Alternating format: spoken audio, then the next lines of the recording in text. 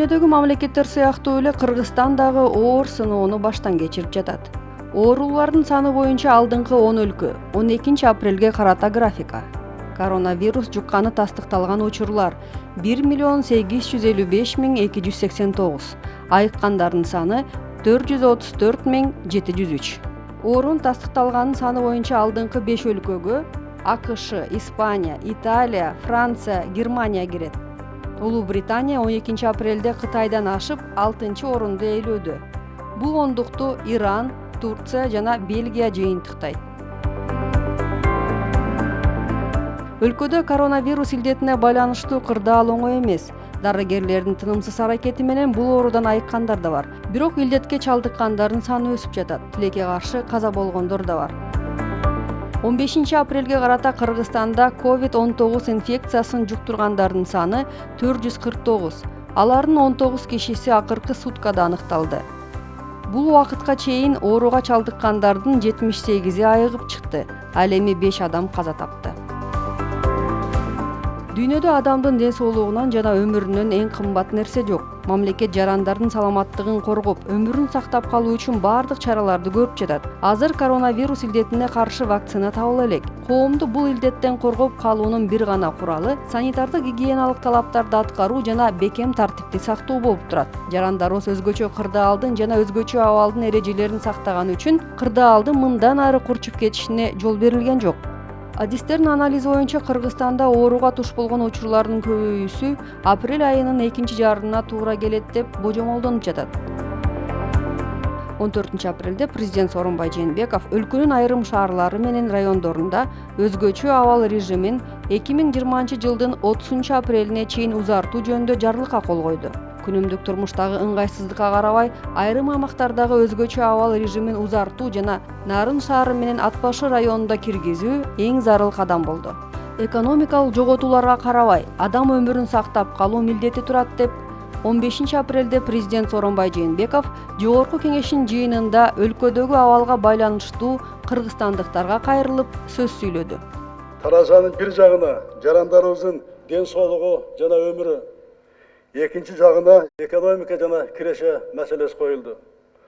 Мына ушундай катаал сыноону баштан кечирип жатабыз. Мамлекет башчысы катары мен үчүн жалпы коомдун ар бир мекендешимдин ден соолугу кымбат. Ошондуктан бул чечимге бардым. Мындай чечим кабыл албасак, бул кесепеттин терс таасири узак убакытка чейин тийиши мүмкүн. Өлкөнүн келечегин абдан катуу доо кетирип алабыз. Мамлекет башчысы Кыргызстан оору жугузгандардын саны азая баштаган учурга жете элек деди. Анткени өзгөчө абал режими алынып ташталса, медиктердин күнү түнү жасаган мээнети, тартип сакчыларынын эмгеги, жалпы коомубуздун буга чейин жасаган аракеттери текке кетмек. Азыркы кырдаалда эч ким колдоосуз калбайт. Муктаж болгондорго жардам берүү учурдагы эң көйгөйлүү милдет катары аныкталган. Мамлекет тарабынан жасалчу социалдык коргоонун бардык механизмдерин колдонобуз. Аялуу катмардагы жарандарды күнүмдүк тамак аш менен камсыз кылуу маселесин чечебиз. Пенсиялар, жөлөк пулдар, айлык акылар сакталат, өз убагында берилет. Өкмөт бул багыттагы иш-чаралар үчүн зарыл болгон резервтердин баарын колдонууга мүмкүнчүлүгү бар. Баарыңарга белгилүү, бизде башка өлкөлөрдөгүдөй резервте коопсуздук жаздыгы болгон эмес. Чыңгыз Айтматов айткандай, бүгүн баарыбыз тең бир кайыктабыз. Учурда коңшу жана союздаш мамлекеттерде да өзгөчө абалдын мөөнөтү узартылып жатат. Тилекке каршы жалпы дүйнөнү капыстан каптаган илдет биздин экономикабызга да чоң залалын тийгизди. Реформалар солгундап, өлкөнүн коомдук саясий турмушундагы айрым иштер үзгүлтүккө учурады. Быйыл Улуу Ата мекендин согуштагы жеңиштин 75 жылдыгын белгилей турган жыл. Өлкөбүздүн тарыхында бул ыйык датага байланыштуу иш-чаралар да өзгөрүүлөргө учурайт. Дүйнөнү өзгөртүп жаткан бул кырдаал өлкөдө кайсы тармакта кандай көйгөй бар экенин ашкаралады. Коомдун саламаттыгын коргоодогу жана бул тармакта башкаруудагы көйгөйлөргө кап келдик. Саламаттык сактоо тармагы туташ реформа муктаждыгын турмуш дагы бир ирет далилдеди. Мындан тышкары илим, билим тармагы да замандын жаңы чакырыктарын эске алып, жаңыртууну талап кылат.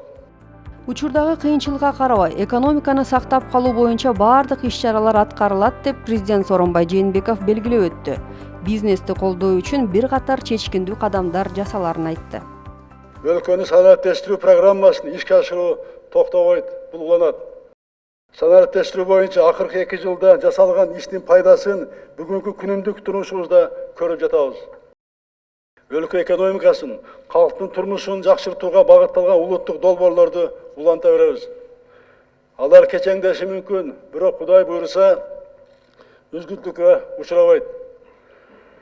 Бул долбоорлорду ишке ашыруу үчүн бизге көмөк берип жаткан донорлор да өз жардамын токтотпой турганын белгилешти. Өлкөнүн азык-түлүк коопсуздугун камсыз кылуу үчүн жазгы талаа иштери үзгүлтүккө учурабаш үчүн ар бир аймактагы кырдаал иликтенип, даректүү иш-аракеттер жасалат. Өкмөт жергиликтүү бийлик менен кеңешип, акыбал оңоло баштаган жерлерде айрым талаптарды жеңилдетебиз. Ишкери чөйрөнүн өзгөчөлүктөрүн эске алып, жумуш орундан жоготпоо максатында айрым субъекттерге уруксат берүү мүмкүнчүлүгү каралат. Бирок коркунуч азайбаган калктуу конуштарды локализация жасап, ар бир айыл жана шаар үчүн өзүнчө режимди колдонууга барабыз. Коронавирус илдети менен күрөштө Кыргызстан жалгыз эмес. Эл аралык өнөктөштөр, финансылык институттар менен сүйлөшүүлөр жүргүзүлүп, алгачкы жардамдар келе баштады. Кыргызстанга Россия чыныгы союздаш мамлекет экенин дагы бир ирет далилдеди. Каржылык жардам менен ооруну аныктоочу тест каражаттары келди. Коңшу Кытай Эл Республикасы жигердүү колдоосун көрсөтүүдө. Боордош Өзбекстан жана Казакстан тарабынан олуттуу кол кабыш болду. Турция, Япония жана Корея мамлекеттери өздөрүнүн жардамын аяшкан жок. Бүгүн экономикалык жоготкуларга карабай, адам өмүрүн сактап калуу милдет турат. Ушул кезге чейин тартипти сактап, өзгөчө абалды туура түшүнгөн кемеңгер элибизге ыраазычылык билдирем. Илдетке каршы иш-аракеттердин алдыңкы сабындагы биздин каарман дарыгерлерибизге таазим этебиз. Күнү-түнү тартипти көзөмөлдөп, коомдун сакчылыгында турган милиция, чек-ара жана аскер кызматкерлерине рахмат айтабыз. Элге жардам берип жаткан ыктыярчыларыбызга, ишкерлерибизге, кайдыгер эмес мекендештерибизге ыраазычылык билдиребиз. Илдетке кабылган мекендештеримдин тезирээк сакайып кетишин тилейм. Ушул илдет чыккандан бери чет өлкөлөрдө иштеп жүрүп, үйгө кайтып келүүнү каалаган ар бир боордошубуздун абалын түшүнүп турам. Чек-аралар жабылганга чейин 6000ден ашык мекендешибизди Кыргызстанга алып келдик. Чек-аралар азыр жабык. Башка өлкөлөр сыяктуу эле биз дагы эң биринчи мүмкүнчүлүк пайда болоору менен алардын маселесин чечүүгө киришебиз. Bunun üstünde az işlep жатабыз. Азыр ар бирибизден жарандык жогорку жоопкерчилик, катуу тартипти сактоо талап кылынат. Президент Сооронбай Жээнбеков кыргызстандыктарды сабырдуулукту сактап, кырдаалды туура түшүнүүгө, жасалып жаткан иштерди колдоого, биримдик жана ынтымакка чакырды.